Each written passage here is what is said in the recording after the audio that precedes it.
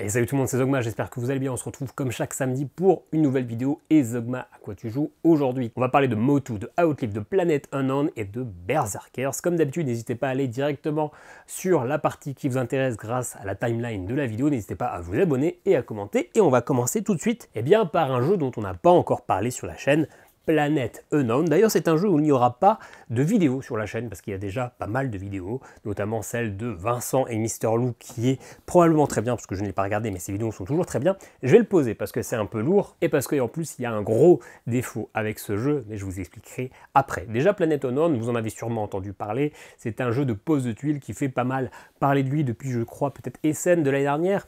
C'est un jeu finalement asymétrique, on va chacun avoir sa planète, on va chacun avoir sa corporation et on va tirer, et ce qui fait partie de ce qui a entraîné cet engouement sur le jeu, on va tirer des tuiles sur un plateau de fromage où on va choisir, on va tourner le plateau, on va choisir l'encart qui nous intéresse, on aura le choix entre deux formes de tuiles et forcément les autres joueurs vont devoir prendre les tuiles qui sont devant eux. C'est ce qui a fait beaucoup de bruit, le fait que ce soit un plateau de fromage, du matériel assez de luxe et que ça crée de l'interaction parce qu'on allait tirer le plateau et empêcher les joueurs de prendre ce qu'ils veulent, etc. Alors moi je n'y ai pas joué en multijoueur, mais j'ai quand même un avis assez tranché sur le fait que c'est un jeu meilleur en solo qu'en multijoueur, pour plusieurs raisons. Alors le jeu est très sympa. Ce qui est très sympa, c'est le jeu en lui-même et non pas ce plateau tournant. Ce qui est très sympa, c'est que finalement, ce sont des planètes avec chacun un petit pouvoir spécial qui va vous dire que il y en a un où ça va être des pièces de Tetris, il faut réussir à les faire glisser jusqu'à d'autres emplacements. S'il y a des emplacements qui bloquent, vous ne pouvez pas mettre la tuile où vous voulez. Il y en a certaines où il va falloir essayer d'échapper à des gaz toxiques, etc. Très très sympa le fait d'avoir des planètes différentes. Parce que finalement, si vous prenez la planète de base où il n'y a aucun pouvoir, le jeu est clairement ennuyeux parce que finalement c'est un jeu de pose de tuiles où quand vous posez une tuile, s'il y a une partie rouge et une partie bleue, vous augmentez vos pistes de scoring sur le bleu qui est l'eau et sur le rouge qui est le rover, parce qu'on peut placer un rover qui va se déplacer sur la planète pour récupérer des bonbonnes d'oxygène et puis des météorites. Mais clairement le jeu de base sur une planète de base il est assez standard. On va maximiser nos montées sur ces pistes. Il y aura un petit peu de combo parce que sur certains points de la piste, on aura des bonus, des actions spéciales, etc. C'est sympa, mais une planète de base, c'est clairement chiant. J'ai essayé ma première partie dessus, je me dis, ok, ça vaut pas son prix. Par contre, quand vous utilisez les planètes, c'est très différent et c'est très sympa. Il y en a avec des mécaniques beaucoup plus simples à gérer et d'autres beaucoup plus dures à gérer. C'est pour ça qu'en multijoueur, finalement, celui qui a le meilleur score, on a des planètes totalement différentes. On n'a pas deux fois la même planète dans la boîte, donc c'est très compliqué de dire bah oui j'ai été meilleur que toi, non, parce que finalement on n'a pas du tout la même planète, donc c'est compliqué à gérer. Ce qui est sympa aussi, c'est qu'on a des corporations asymétriques. On a une corporation de base qu'on peut avoir pour tous les joueurs, mais avec des bonus qui sont clairement chiants. Si vous utilisez le jeu de base, le jeu est chiant, il faut se le dire. Par contre, ces corporations entraînent des modifications de gameplay. Il y en aura certaines avec plus ou moins de rovers, d'autres qui vont plutôt miser sur améliorer à fond sa civilisation. Enfin voilà, je ne vais pas vous les expliquer toutes, il y en a 6 je crois dans le jeu de base, et franchement, ces corporations changent vraiment la manière de jouer. Mais encore une fois, ça crée une asymétrie tellement différente que c'est difficile de comparer des scores. D'autant plus que ce qui a fait le bruit, c'est ce plateau à fromage, etc. Clairement, quand vous choisissez ce que vous prenez sur le plateau, vous n'allez pas choisir pour embêter les autres. Vous allez clairement choisir ce qui vous intéresse le plus. Donc finalement, il y a de l'interaction indirecte. Ce plateau, finalement, il n'aurait pas été là, ça n'aurait pas changé grand-chose. Vous aurez tiré des tuiles dans un sac ou vous allez choisir sur le plateau, ça ne change pas grand-chose. On ne va pas jouer pour embêter les autres, on va jouer pour maximiser sa stratégie.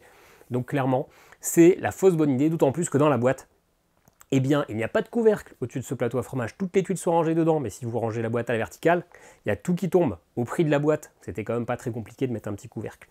D'autant plus que la boîte n'est pas adaptée au plateau de fromage. Le plateau est trop gros. Donc la boîte, elle gondole sur les côtés. Et quand vous regardez dans le carton, il y a clairement des petites coupures dans le carton parce que forcément, si vous voulez rentrer le plateau de fromage, ça force. Et les petites coupures sur tous les côtés de la boîte, c'était déjà le cas quand j'ai récupéré le jeu. Qu'est-ce que ça coûtait de faire une boîte 1 mm plus large?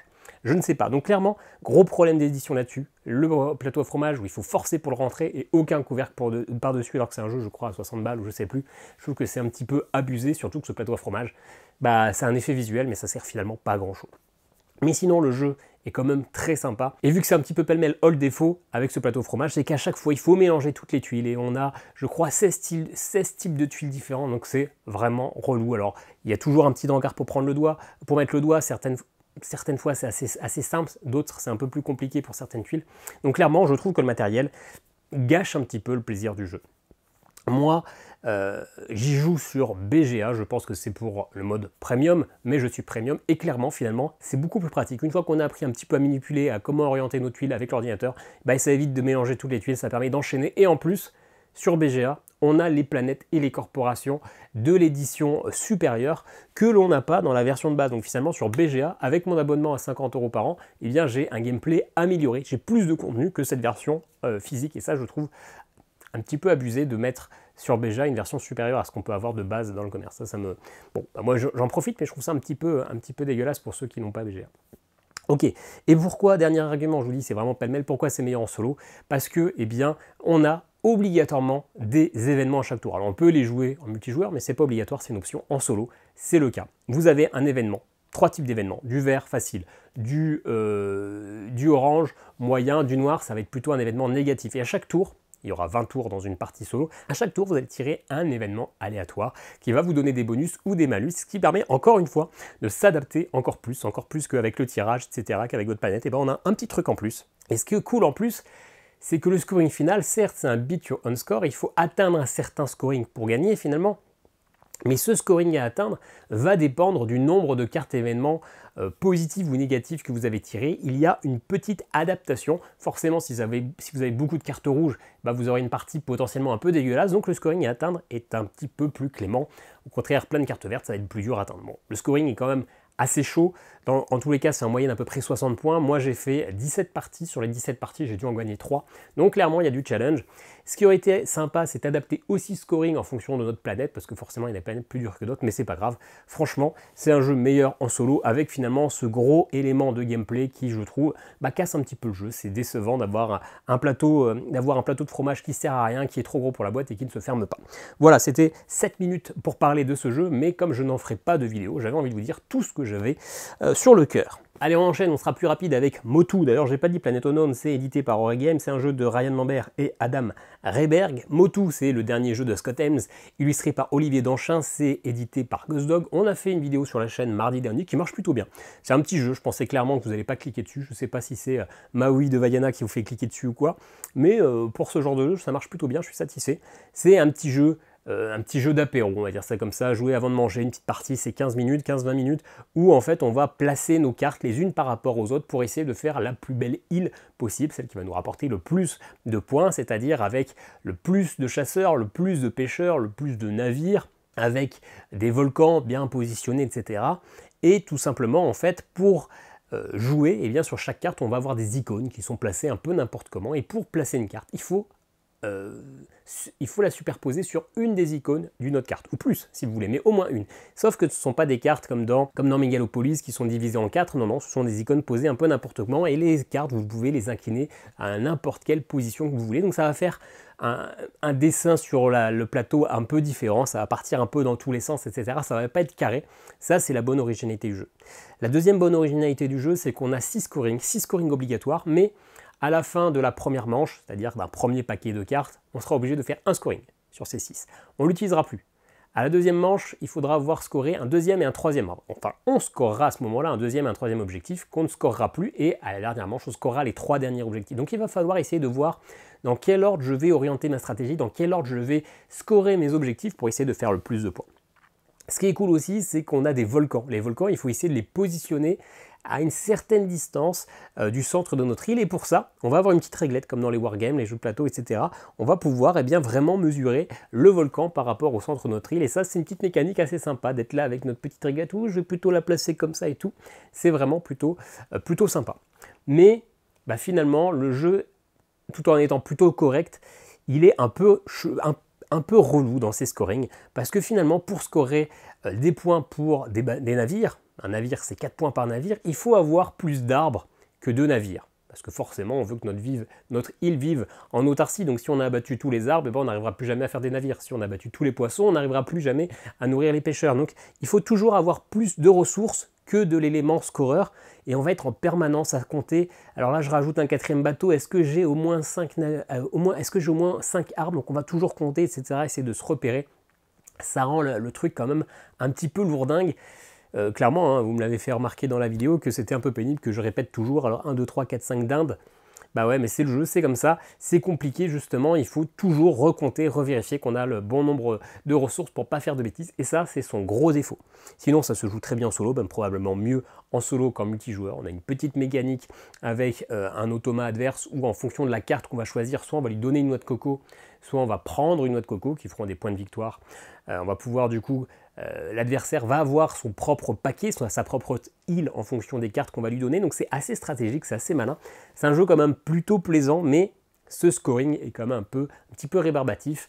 Il aurait fallu essayer de le remanier un petit peu différemment. Allez, maintenant on va passer à Berserkers, dernier jeu de Youssef Fari de Holon Edition, jeu que j'ai récupéré forcément en septembre en même temps que le Kickstarter que j'ai reçu. Je n'avais toujours pas pris le temps d'essayer parce que plein de jeux à jouer et qu'on ne peut pas tout faire. Bah là ça y est, depuis hier soir, hein, c'est tout frais, je me suis lancé, j'ai eu le temps de faire que 3 parties. Mais c'est clairement suffisant pour avoir une bonne idée sur le jeu. Je n'en ferai pas de vidéo parce qu'il y en a déjà une dizaine sur internet, qu'en plus le jeu n'est plus disponible puisque c'est un Kickstarter uniquement, donc ça sert à rien de vous donner spécialement envie de l'acheter. Voilà, si vous êtes vraiment intéressé, allez voir les autres vidéos, il y en a pas mal. Moi, j'aime beaucoup les jeux de Youssef Fari parce qu'il y a toujours un univers, il y a toujours une mécanique de gameplay, il y a toujours un côté scénaristique, forcément très poussé dans un jeu comme Black Hole, un peu moins, mais quand même une bonne scénarisation dans un jeu comme On the Road, avec vraiment le jeu qui nous transporte, qui nous fait vivre une histoire. Et c'est clairement ce qui m'a déçu dans Berserkers. Je vous le dis tout de suite, c'est quand même plutôt une déception. J'ai pas trouvé, alors il y a eu beaucoup de bruit autour de ce jeu, il y a quelques votes sur BGG, le jeu a plus de 8 sur 10. Moi, je le trouve moyen. Le jeu, on va être les 3 berserkers, des mercenaires, etc. Et on va devoir essayer de repousser les 3, c'est pas les 3 cavaliers de l'apocalypse, mais c'est 3 cavaliers de l'ombre, je crois. Donc on va devoir rallumer les 8 phares, les 8 feux de la carte. Et on va devoir, je sais plus comment ça s'appelle, mais on va devoir faire une action sur ces cavaliers et réussir les 2 objectifs que nous donne le roi.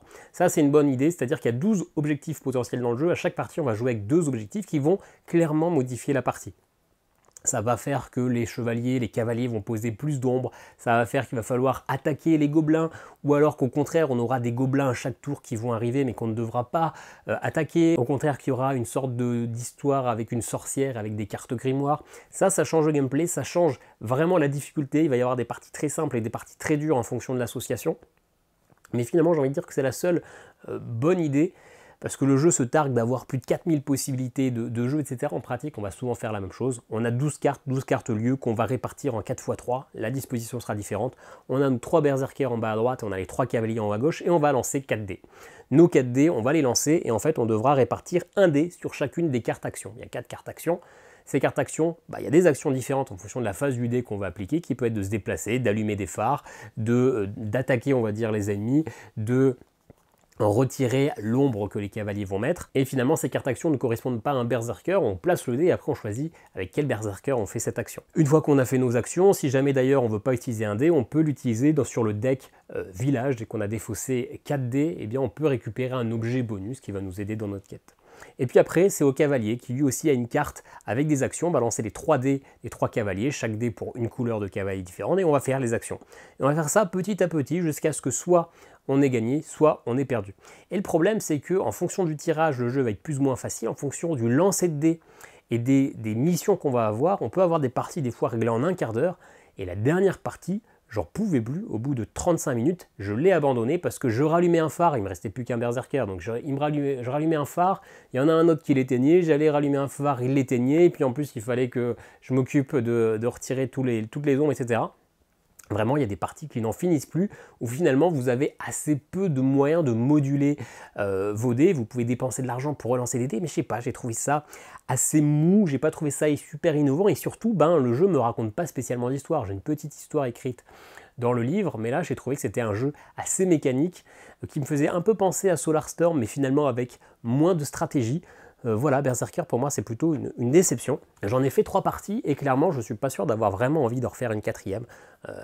Même si j'ai pas testé toutes les missions du roi, tous les défis du roi, mais j'ai trouvé ça un petit peu plat. Ça manque d'histoire, ça manque de scénario, et finalement c'est un jeu où on va lancer des dés et puis on va vraiment être dépendant de ce qui arrive en face. Il y a un peu moyen de mitiger tout ça, mais moi je le ressens comme ça, comme une grosse déception. Et dernier jeu de cette vidéo, c'est Outlive, la Complete, c'est ça, Complete Edition, oui, c'est comme ça qu'elle s'appelle. La vidéo est déjà tournée, donc vous l'aurez, je ne sais pas si elle sortira la semaine prochaine ou la semaine d'après, mais ça c'est prévu d'en faire une partie, tout simplement parce que je l'avais demandé à la boîte de jeu, qui acceptait de me l'envoyer. C'est un jeu de Grégory Oliver, ou Oliver j'imagine, et illustré par Miguel Coimbra. C'est une réédition.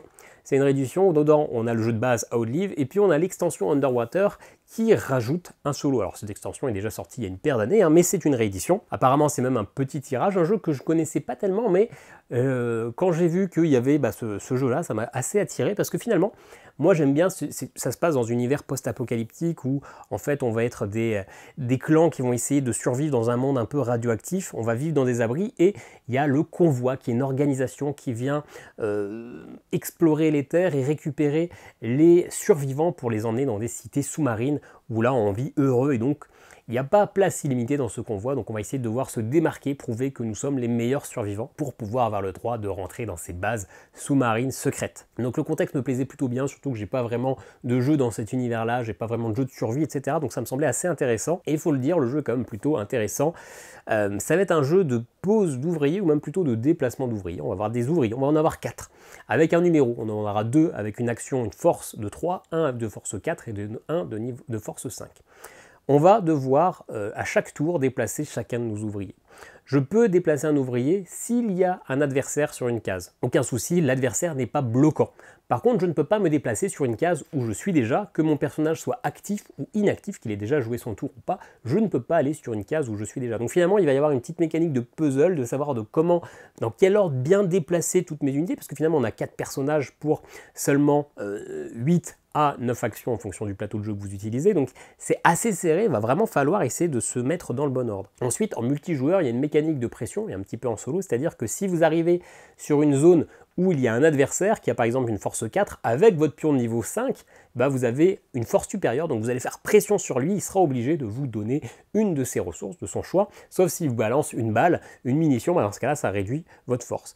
Et puis une fois que vous arrivez sur votre zone, en fonction de votre niveau de force, eh bien, vous récupérez autant de ressources, c'est-à-dire que si vous arrivez dans la forêt avec une valeur de 3, vous pouvez récupérer 3 bois. Si vous arrivez dans la fête foraine avec une valeur de 5, vous récupérez 5 puces. Sous réserve qu'il y ait encore assez de ressources, parce que peut-être qu'un autre adversaire sera venu piller avant et qu'il n'y en aura plus assez pour le tour, les ressources sont restreintes. Et puis, une fois qu'on a fait ça, la phase de jour est terminée, on va arriver à la phase de nuit, on va devoir essayer de nourrir tous ces habitants. On va devoir essayer d'attirer des nouveaux habitants chez nous, on va devoir essayer d'améliorer notre bâtiment, puisqu'on commence la partie avec 3 bâtiments de base et 4 bâtiments qu'on va tirer aléatoirement sur un bon gros paquet. Donc finalement, tous nos abris seront différents, tous nos abris auront des capacités spéciales qui vont finalement fluctuer à chaque partie, qui vont orienter un petit peu notre stratégie. Donc on va essayer de reconstruire ces bâtiments pour y mettre des survivants, parce que si le bâtiment est réparé avec des survivants dedans, on active son bonus. On va également récupérer tout au long de la partie des équipements, et ces équipements améliorés vont nous donner des améliorations de jeu. Donc il y a toute une petite mécanique assez sympa là-dessus qui donne vraiment des parties assez différentes. Le gameplay est toujours le même, mais en fonction des parties, on va plutôt aller chercher plutôt la mine, des fois on va faire plutôt de la chasse au gibier, des fois on va faire plutôt d'autres choses. Et puis on a un mode solo, on va jouer contre la Horde qui est un peuple sauvage, qui lui ne craint pas la radioactivité, qui ne craint pas la pression, lui par contre il va pouvoir nous mettre la pression. Et il joue plutôt bien, il y a plusieurs niveaux de difficulté, moi je joue toujours en normal, et je ne crois pas, alors j'ai fait que 5 parties je crois, ou 6, je ne crois pas avoir gagné pour l'instant de partie, mais je m'améliore de plus en plus, c'est assez serré, il faut apprendre il faut comprendre la mécanique de jeu de l'adversaire pour essayer de le contrer, mais franchement ça crée un beau challenge.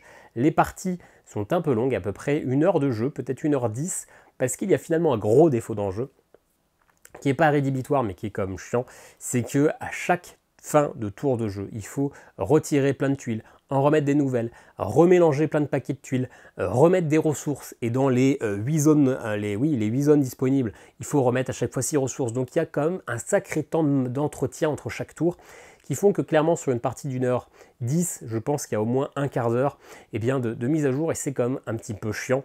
Dans la partie que j'ai tournée, vous ne les verrez pas parce que je les coupe, histoire que ce soit pas trop long, histoire de pas faire une partie trop longue, mais en pratique c'est un petit peu chiant, moi c'est le gros frein. Parce qu'une fois que j'ai fini une partie, j'ai envie d'en refaire une, ça m'a bien plu, mais j'ai tout cet entretien qui je sais va me prendre du temps, surtout si je joue le soir et que je sais que je vais aller me coucher pas trop tard, un petit peu de temps perdu. Alors forcément ça permet d'avoir cette restriction au niveau des ressources, mais c'est quand même un défaut important. Après, le jeu est plaisant. Moi, j'ai pas beaucoup de jeux de survie. Je dis pas que c'est le meilleur, je ne sais pas, j'ai pas de comparatif, mais je trouve que la variété entre chaque partie est plutôt intéressante, qu'il y a un challenge qui est plutôt intéressant et que, finalement les mécaniques sont plutôt cool. Un jeu que j'aime bien, mais avec beaucoup d'entretien entre chaque tour qui fait que ça peut être des fois un petit peu longué. Voilà, c'est tout pour aujourd'hui. J'espère que cette vidéo vous a plu. N'hésitez pas à me dire ce que vous pensez de ces jeux en commentaire, si vous y avez joué ou pas. Dites-moi à quoi vous jouez en ce moment. Abonnez-vous, on se dit à très bientôt. Alors qu'est-ce qu'on a prévu cette semaine, la semaine prochaine? Eh bien, je ne sais pas, je n'ai pas encore tourné. S'il y aura la vidéo probablement d'autres clients en fait, mais je ne sais pas dans quel ordre c'est. Je commence à diminuer mon stock des vidéos que j'avais déjà tournées, qui étaient prêtes à être uploadées. Donc là, je ne sais plus trop où j'en suis. Dans tous les cas, n'hésitez pas à me suivre. Il y a des liens affiliés en description si les jeux vous intéressent. Et puis nous, on se dit à très bientôt pour une nouvelle vidéo. Ciao, ciao!